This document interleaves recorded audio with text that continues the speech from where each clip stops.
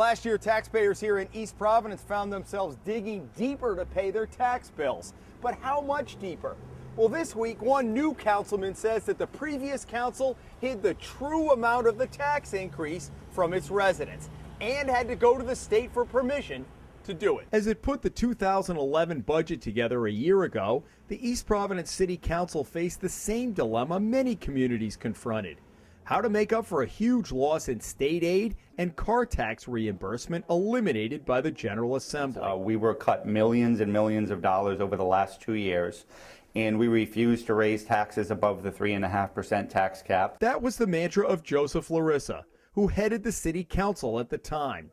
Even with serious funding cuts from the state, Larissa said the council was not going to exceed the tax rate cap the city had of 3.5%. But at the end of the day, this council is stuck with that 3.5% cap on taxes. 3.5%, that's it. I know there's no support in this council for any tax increase above the cap of 3.5% on property taxes.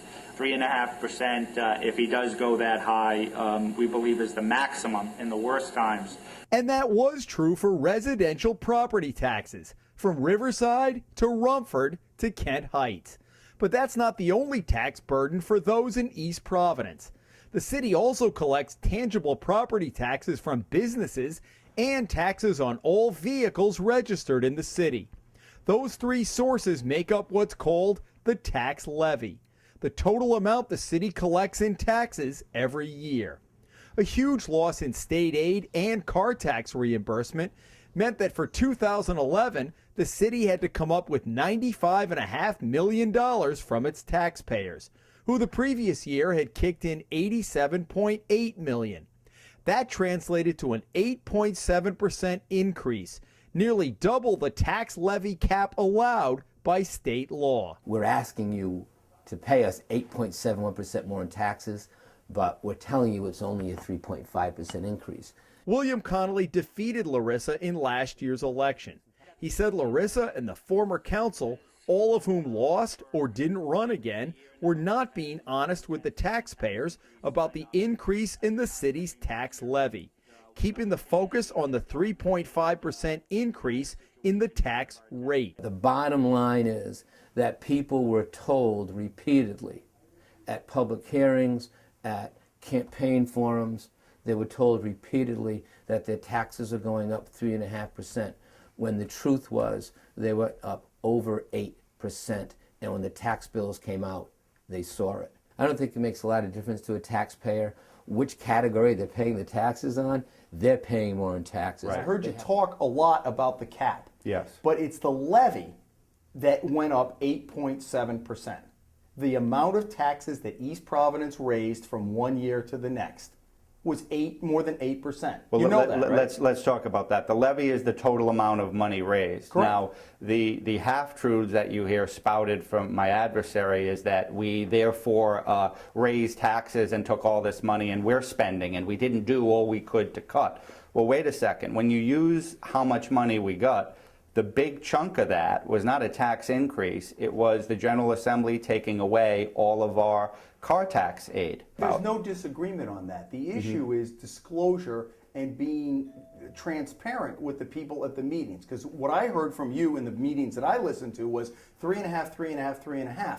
In fact, the city was raising its tax levy more than 8%, and in fact, you had to go to the Department of Revenue to ask permission for that, don't you? Well, yeah, to do an increase in the levy, yes, and it was very open at the time. And in fact, I talked ad nauseum extensively about what's going on with the car tax. The Hummel Report reviewed the tapes of the council meetings where Larissa addressed the budget and found no mention of the 8.7% levy increase or having to go to the state for permission to exceed the cap, which it did in September of 2010. When I was elected and initially made inquiries about this because I wanted to clarify it, essentially the response I got was there's no paperwork at East Providence City Hall to show that a request was ever made. In fact, to this day, as I talk to you, Jim, there is no paperwork anywhere at East Providence City Hall. Ultimately, we got everything from the state. Do you think that was intentional? Yes, I do. I'm not sure about the Department of Revenue to get a waiver because that really wasn't relevant, but the car tax... It is relevant. State law says in order to raise your levy more than the cap allowed by state law, and it's been decreasing, you need to get a waiver from somebody at the Department of Revenue. The city manager did. City Manager Richard Brown, who applied for the state waiver, is no longer employed by the city, and the finance director at the time is also gone. The Hummel Report has obtained a report from the State Department of Revenue that shows East Providence was one of 14 communities that received permission to exceed the tax levy cap. 23 communities, despite the loss in state aid, stayed below it. But Connolly says there is no record of that in the Finance Department at City Hall, and current leaders had to go to the state for the information. Why would we hide anything? We've hid nothing ever. Well, maybe because you had a re-election campaign coming up. What do you mean, why would you hide We didn't, because all we did was talk about it at every meeting. We weren't running from taxes. What you just talked had to about watch was it. 3.5, 3.5, and the car tax at $200 more per person, which is awful, and we're going to fix it. Do you think everything it would was have scared done? the voters if they heard, you know what, the city needs more than 8%, and explain it, but we need more than 8% in taxes than what we raised last year, and you know what, folks, it's got to come out of your pockets one way or the other. We said that. But 8%, we said that. We didn't. We may not have used the words 8%, but I said very clearly that the General Assembly is taking away $2.1 million of car tax aid, and in this budget, there's only one place we can get it from, and that's from the people that own the cars. Do you think Joe Rumford knows that? The people who've called me, they don't care about 8% or 7% or whatever. You don't think they just understand 8% more than they understand the cobbling together? Oh no, here's what they understand. I got my car bill, Joe, it's $202 higher. I said, that's exactly the figure. Everybody's car bill is $202 higher. And when I continue to talk about the fact that the budget just didn't substantiate that number and that the tax revenue being generated by that budget was well over 8%, as we see now, 8.71%. What was the response? The response was, Conley's wrong. He doesn't know what he's talking about. He's misleading you. Your tax increase is 3.5%. Were you the skunk at the lawn party?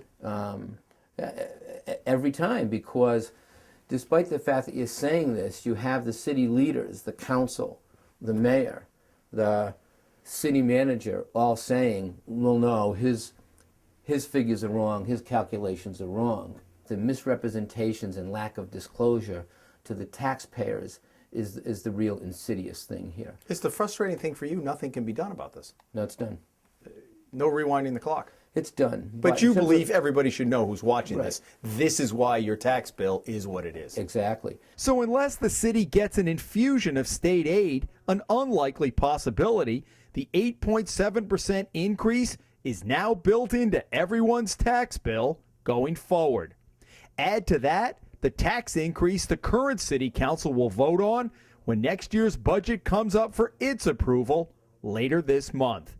In East Providence, Jim Hummel for the Hummel Report.